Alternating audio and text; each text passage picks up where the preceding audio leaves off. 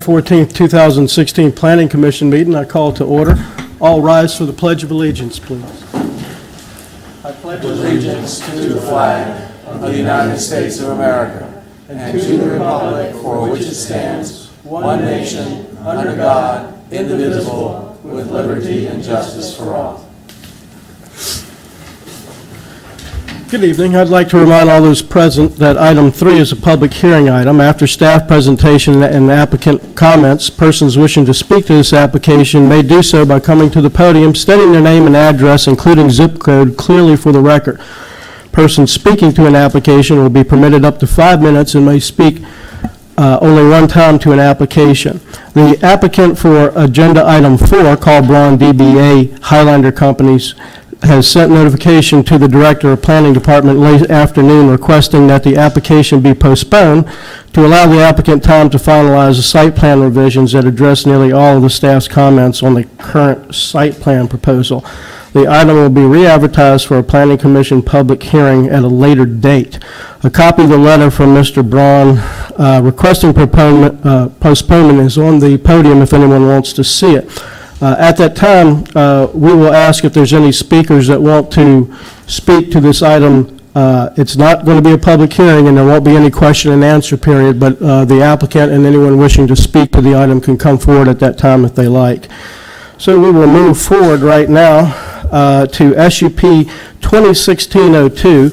Denise Antil, hope I didn't say that wrong, requests a special use permit for a bed and breakfast at 1619 Sunken Road, GPIN 7779-9610 in the R4 residential zoning district. The comprehensive plan designates the area where the subject property is located as medium density residential, which recommends residential development at 8 units per acre. Mr. Johnson. Ms. Anhill, I'll do a short review of your application, then you can answer any questions anyone may have. Okay. As the chairman indicated in reading the staff report, the item before you all is making a recommendation to council regarding the special use permit for a bed and breakfast at 619 Sunken Road.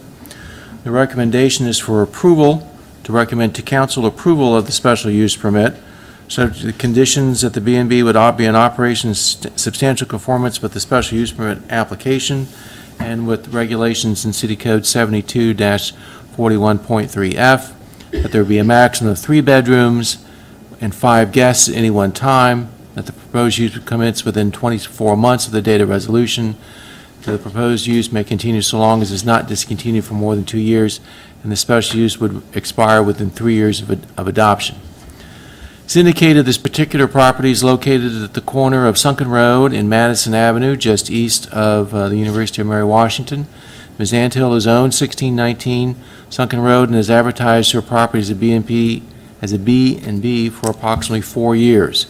Staff has become aware of a series of B&Bs advertised through Airbnb and has sent notices asking everyone to submit applications so that they can be in compliance with city regulations.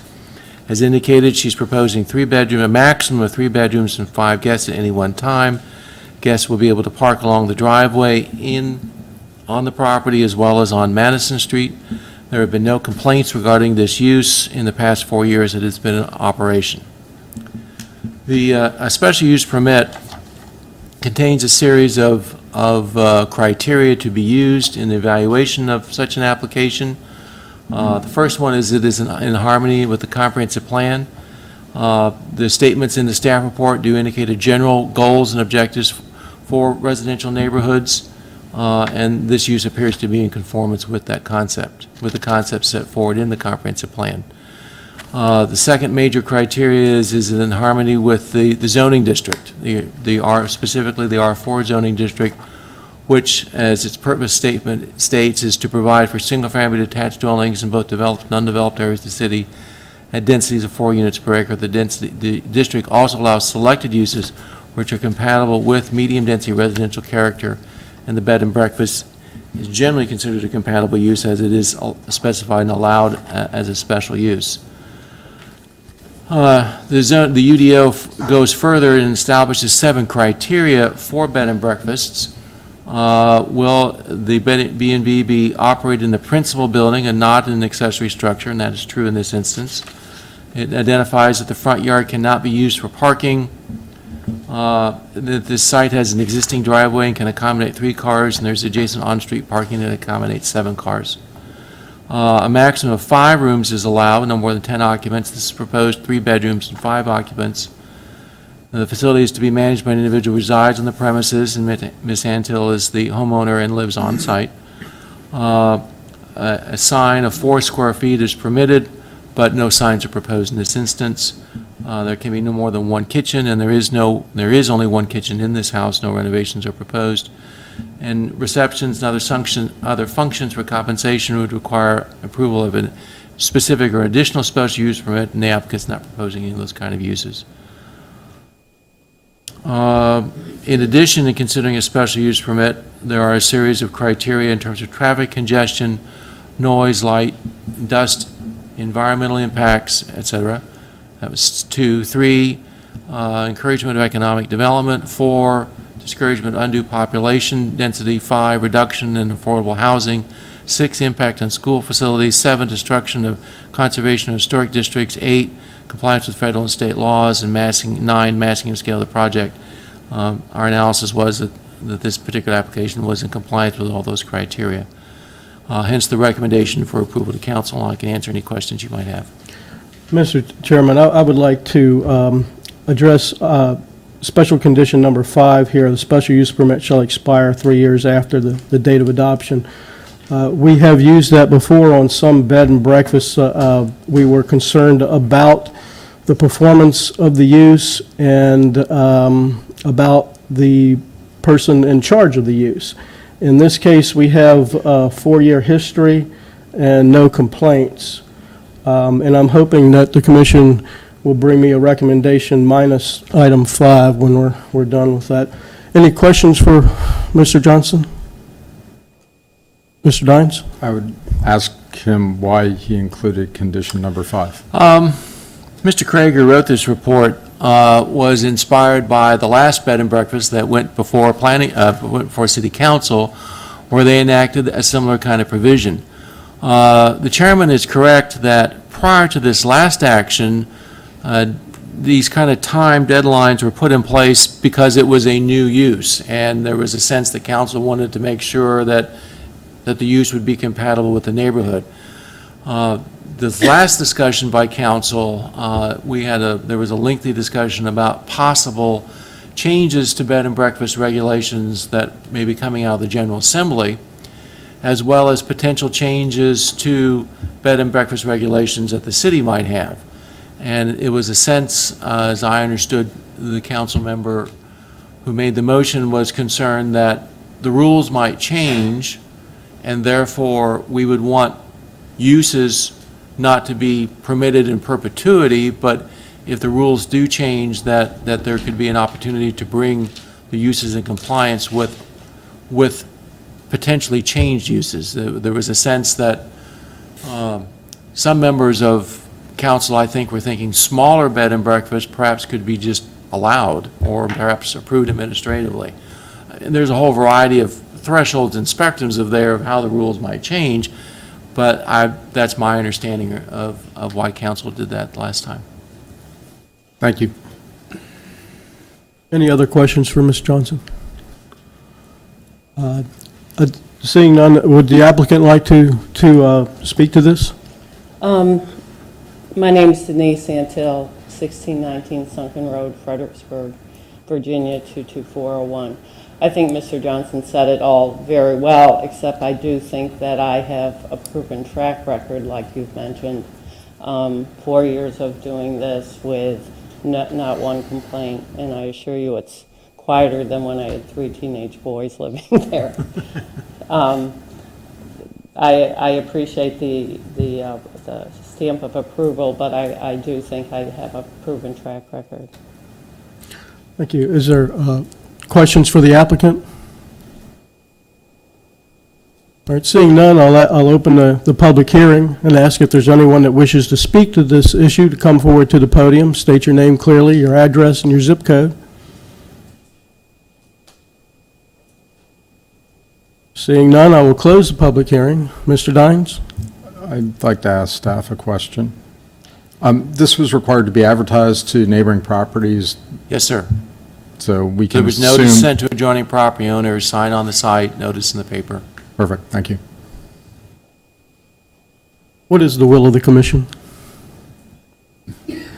I would propose that we approve this in absent issue number 5 here about the 3-year stuff. I understand what Chuck said, but, you know, I don't really care what the General Assembly has to do. It's what we have to do. So, you know, I have no problem with, you know, approving this for many, many years. So I would recommend approval of, you know, this, whatever it is item number SUP 2016-05 minus the limitation of the 3-year rule. But with the first 4 conditions. Yes, exactly, the first 4 conditions. Is everyone clear on that? Is there a second? I'll second. All right, we have a motion and a second. Is there further discussion? Mr. Dines? Yes, Mr. Chairman. I like the instinct of having a way to, you know, rein in uses that get out of control, but we have many different commercial endeavors in the city which that same logic would apply to, for which we don't have those kinds of restrictions. In this particular case, recommendation number 5 would discourage the owner from taking a long-term point of view in terms of developing and managing and maintaining the property, because they literally in 3 years do not know what they're facing. And I think that's a difficult position to put a business owner in. And for that reason, I would not support number 5. Thank you. Mr. Gratz? Yeah, I think there's actually a built-in thing here. The item number, or recommendation number 4, which says that the use can continue as long as it's not discontinued for 2 years. It seems to me for a B&B, if the owner isn't going to do it anymore, or whatever, she gets out of it after a couple of years, then the next person's probably not going to come in, so it's probably not going to be a problem. Okay. Unless there's further discussion, cast your vote.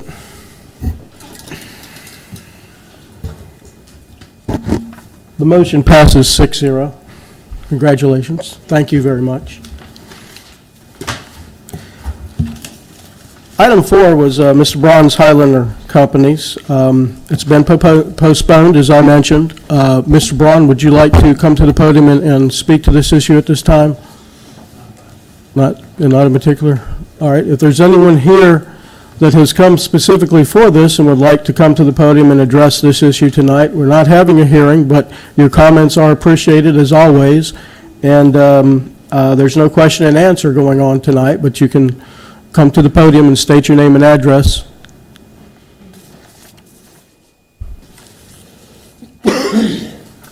Hi, my name is Philip G. Leonard. I live on Deacon Road in Stafford. I moved to Fredericksburg 42 years ago, and from 1974 to the present, nearly all that time I lived in town. And not only that, but I have experience of living in the neighborhood where this project is planned. I lived in 3 different times at 514, 513, and 515 Willis Street. And also for 3 years I worked at Keene Building Components, which is located right down in the bottom off of Young Street there. And I saw the comment in the newspaper from Mr. Braun, and I must strongly disagree. It seems to rest upon a false premise that residential development is somehow needed, and that it would be a better idea for Fredericksburg to change from zoning designation that is typically revenue positive to one that is typically revenue negative. Additionally, getting out of there can be a living hell during rush hour in the afternoon, and I've experienced that directly. I would also add to my experience in the area that until about 2 years ago, I worked on a house on Willis Street for off and on for about 10 years. And so I have a lot of experience of the traffic on Lafayette Boulevard there. And I've seen how it's grown. And it's just gotten worse and worse and worse. During afternoon rush hour, that traffic, I've seen it backed up many times, all the way back to the train station. And getting out of Young Street onto Lafayette Boulevard, especially if you're going to turn left, you're going to back up everybody behind you. They are just going to wait and wait and wait and wait. The road just will not accommodate it. And here you're putting in 110 townhouses, which could be expected to put how many? 75, 100 cars on the road every morning and in the afternoon during rush hour.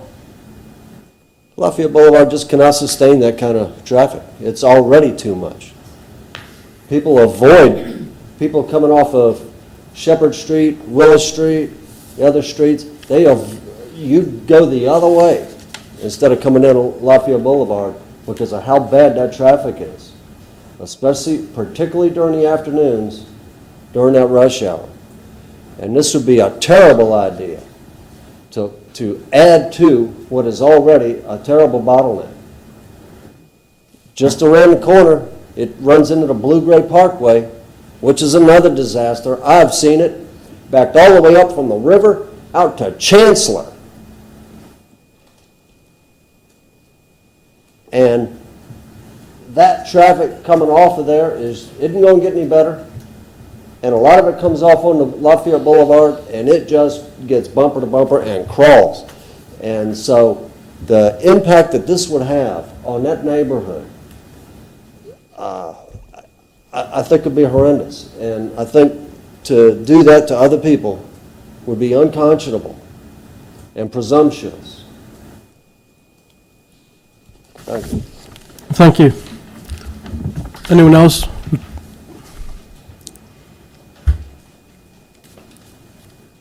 Good evening. Melissa Colombo, 418 Bunker Hill Street, 22401. Speaking on this subject.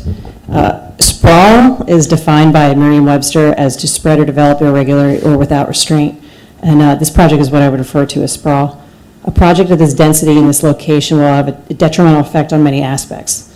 Historic resources, specifically our National Cemetery, recreation, our VCR Heritage Trail that was just completed, environmental, Hazel Run, or Rappahannock Watershed, which is in really bad shape at the moment, which is also a Chesapeake Bay Resource Management Area. And it also encroaches in RPA, which is a resource protection area that there was nothing in the, in the documents that I saw that dealt with any replantings. Traffic, I read the traffic study, and it was done on June 6th, which is prior to schools getting out, which is prior to the National Park Service having their big uptick in visitors to the national park right there. So I don't know if it's really that great of a gauge as to the highest amount of traffic we can have on that road. I drive it every day, and it's an issue. So I don't know when these guys are there to say that a traffic light or nothing would be impaired. Dangerous left turns. It's called Dead Man's Curve for a reason, and there should be no left-hand turns in the southbound Lafayette into this development. It backs up, and it's dangerous. I put my turn signal on 3 blocks prior to making my left turn if I go in there, because otherwise I'm going to get rear-ended. Also, there just seems to be no balance when it comes to traffic or sensitivity relationship between vehicular, pedestrian, and bicycle traffic. We've got all 3 right there with our Heritage Trail. And also, there's really no, with this amount of density, there doesn't appear to be any true recreational area for the residents. It's all concrete, asphalt, sidewalks, et cetera. It doesn't appear to have very much in the way of any kind of plantings or sensitivity to the community that's already existing, including the industrial area that's right there. There's also, in the proposal that I saw, there seemed to be a real lack of proffers for city services, which really bothered me as well. There was a quote that I saw from the Municipal Research and Services Center, which is based out of Washington State. It's a nonprofit. And they stated that successful infill development is characterized by a overall residential densities high enough to support improved transportation choices, cultural, social, recreational, and entertainment opportunities. Transportation services, as well as a variety of conveniences, services, and amenities. It can return cultural, social, recreational, and entertainment opportunities, gathering places. Development is essential to ensure that the new development fits the existing context and gains neighborhood acceptance. A cooperative partnership between government, the development community, financial institutions, nonprofit organizations, neighborhood organizations, and other resources is essential to achieve infill success. I personally think this is way too high of a density. It's all residential. I don't think we need another old Greenwich Village, and we don't need it right in the city. Lafayette is one of our gateways to the city, and I really don't think that when I go to see the illuminating on Memorial Weekend, I want to see all this light noise coming from down the hill of 110 townhouses. My recommendation to the city would be that maybe they should just acquire this property and turn it into a recreational area. I mean, it kind of sort of already is at the moment, and maybe the city can get the funds somehow to restore Hazel Run and get that into a nice recreational area for the community. Either that, or maybe develop a lower density mixed-use development that would actually have sensitivity to the existing community, traffic, historic resources, environmental concerns, all of which is laid out in our comprehensive plan. I don't feel like this proposal even really addresses much that's already in our comprehensive plan. Thank you. Thank you.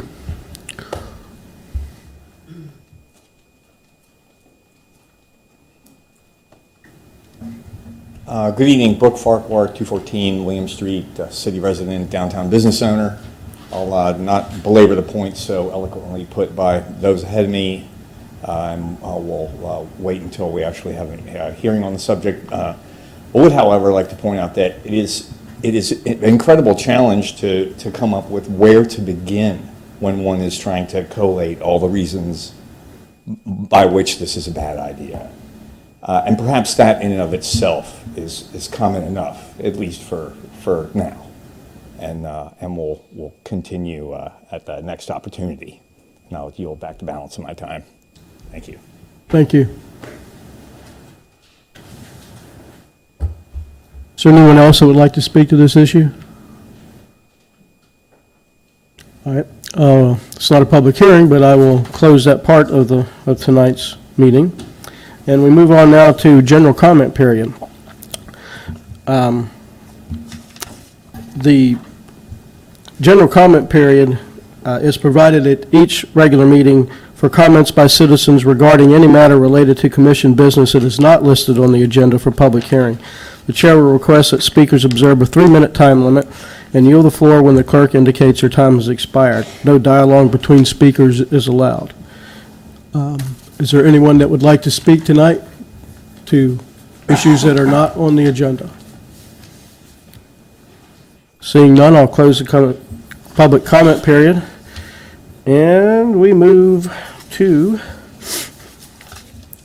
planning commissioner comments.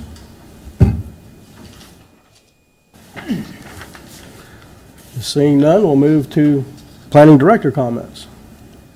Thank you, Mr. Chairman. Real briefly, last night, the City Council heard a variety of items, some of which will be coming forward to the Planning Commission. First one was regards to some amendments to the comprehensive plan to better identify the need for adequate public facilities for projects as they come forward, and also to identify our various planning areas as small area comprehensive plans, a term that was created by the General Assembly with the proffer legislation that we've been talking about for the past few months. This provision in the state code allows jurisdictions that declare areas as small area comprehensive plans and meet criteria in terms of it being revitalization, a revitalizing area, an area of mass transit, which Fred Bus would meet that criteria, an area where mixed use is allowed, and an area where at least some areas can be developed to 3.0 FAR, can be exempt from the provisions of the proffer law. And so these amendments would be pursuing that, as well as making amendments to certain zoning districts to allow a 3.0 FAR as a special use, so that we have an option to move forward. Once this is put into place, the goal is to then be able to go back to where we were 6 months ago and look at adopting a proffer policy that would give some guidelines for the Planning Commission and the Council to move forward. So we're having to take one step back to get 2 steps forward here, but that's that will be before you. The goal is to have that as a public hearing in October. A second item I anticipate at the October meeting is there's been a long-standing effort to do some amendments to the UDO regarding fence regulations, so that our regulations are basically more compatible with what has been happening on the ground and has been interpreted at different points in the past, particularly regarding corner lots. Corner lots obviously have two fronts: the front where the front door faces, and then what we're now going to call a secondary front. And when you have that secondary front yard, your quote rear yard, if you're a corner lot, has a secondary frontage onto a road. And so the provision would allow people to clearly put a 6-foot fence on that portion of the secondary frontage that abuts the rear yard. The text gets into this, and Marnie will be explaining this when you come back next month. But the idea is to allow people a little bit more flexibility in their rear yards. The current ordinance now says it's a front yard, it's 4 feet. So we have people saying, well, it's my backyard, I want to have some privacy there. And so we're saying, well, in certain instances, that may be appropriate if it's a backyard to a backyard, two corner lots backing onto each other, if you will. Mr. Beavers is giving me a real puzzled look here. Is council going to have to adopt an ordinance for this? Well, it would be amending the regulations in the UDO. Yes, it is an amendment to our UDO regulations. Okay. And so they passed a resolution initiating these changes, and so it will be coming to the Planning Commission for a public hearing, and then your recommendation will go back to council for a final action. So we have some fence amendments.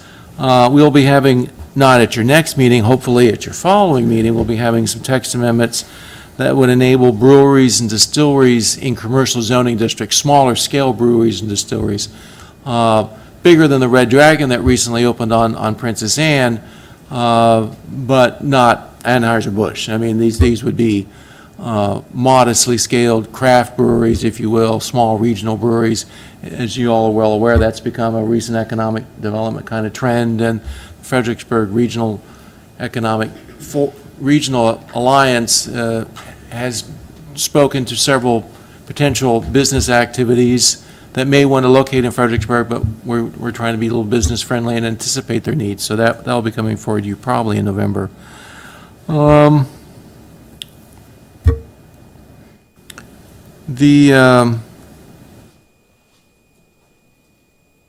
Just as another heads up, we have another bed and breakfast on tap to come before you all, also probably at your October meeting. And there's a variety of other projects. One notable project I'll mention to you all, for those of you who've been on the commission for a while. Now, I've been for the city long enough where I can say that. There was a very controversial proposal for a Burger King on Route 1 between the CVS pharmacy and the bank. I forgot the name of the bank there at Cowan Residential at Cowan and Route 1, just north of the new Chipotle Starbucks area. Now that has evolved, and now the plan is a 2-story office building. So that is allowed by its zoning, so it wouldn't be coming back to you guys. But we're evolving from a Burger King to a 2-story office building now. And we do have a proposal, however, for another fast food style restaurant on the empty parcel to the south of Starbucks. And as a fast food restaurant in CT, that will be coming to you all once they get all their application and their information together, their traffic impacts, et cetera. So that will be coming to you all. That's just kind of a general, I think that's most everything to talk about.